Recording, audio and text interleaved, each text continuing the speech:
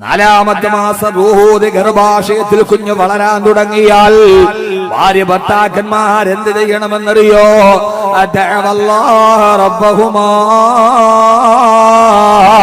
അവരാ സമയത്ത് അല്ലാഹുവിനോട് ദുആ ചെയ്യണം. അല്ലാഹുവേ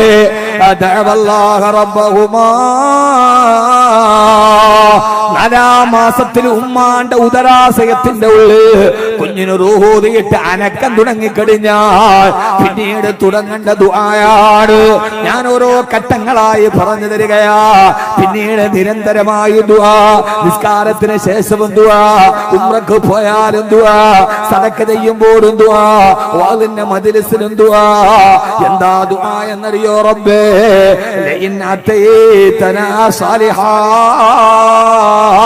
ലഇൻ അതൈതനാ സാലിഹാ.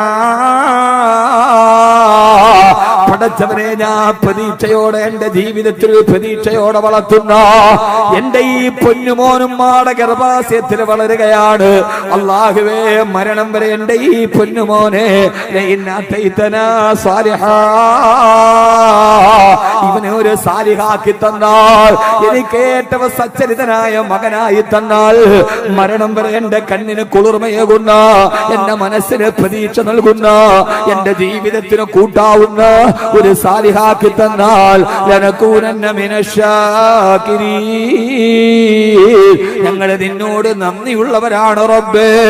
പടച്ചവനെ, ദുആ ചെയ്യേണ്ടത് എങ്ങനെയാ? ആണ് വേണമെന്നും ചോദിക്കരുത്, പെണ്ണ് വേണമെന്നും ചോദിക്കരുത്. അല്ലാഹുവേ, ഈ ദുആ പ്രധാനപ്പെട്ടതാ. അല്ലാഹുവേ, ലഇൻ ആതൈതനാ അസ്സാലിഹാ, ഇതിനെ ഒരു സാലിഹാക്കി തരണേ അല്ലാ, ഇതിനെ ഒരു സാലിഹാക്കി തരണേ അല്ലാ, ഇതിനെ ഒരു സാലിഹാക്കി തരണേ അല്ലാ. എന്റെ പ്രിയപ്പെട്ട സഹോദരങ്ങളോട് സഹോദരിമാരോട്, മക്കളുണ്ടായിട്ട് കാര്യമില്ല, 5 ആണും 5 പെണ്ണും ഉണ്ടായിട്ട് കാര്യമില്ല. ഒരെണ്ണമാണുള്ളതെങ്കിലും ആ ഉള്ളതിന് സാലിഹാക്കി നമ്മുടെ ജീവിതത്തിൽ കിട്ടിയാൽ, ഏത് സമയത്തും നമ്മുടെ ജീവിതത്തിന്റെ പ്രതിസന്ധികളിൽ കൂടെ നിൽക്കുന്ന, ഏത് സമയത്തും നമ്മുടെ വീടുകളിൽ പ്രകാശം പരത്തുന്ന ഒരു നല്ല മോനായി കിട്ടിയാൽ, ഒരു നല്ല മോളായി കിട്ടിയാൽ, അതാണല്ലോ നമ്മുടെ ജീവിതത്തിന്റെ ഏറ്റവും പ്രധാനപ്പെട്ട സമ്മാനമെന്ന് പറയാ. അതുകൊണ്ട് പിതാക്കന്മാരെ, മക്കളുടെ കാര്യത്തിൽ ഒരൊറ്റ ആഗ്രഹമേ പാടുള്ളൂ. അവൾ ഡോക്ടറാകണമെന്നല്ല, അവൻ എഞ്ചിനീയർ ആകണമെന്നല്ല. പടച്ചവനെ, സ്വാലിഹാക്കി തരണേ അല്ലാ, സ്വാലിഹാക്കി തരണേ അല്ലാ. അതിന് നമ്മുടെ വീട്ടിടങ്ങളെ തിരിച്ചു പിടിക്കണം. മക്കളെ സാലിഹീങ്ങളായി വളരാനുള്ള സാഹചര്യം നമ്മൾ ഒരുക്കി കൊടുക്കണം. ദുആ ചെയ്താൽ മാത്രം പോരാ, നമ്മുടെ വീടുകൾ, നമ്മുടെ മക്കളെ സാലിഹീങ്ങളായി വളരാനുള്ള സാഹചര്യമാവണം. അല്ലാഹു തൗഫീഖ് നൽകുമാറാകട്ടെ.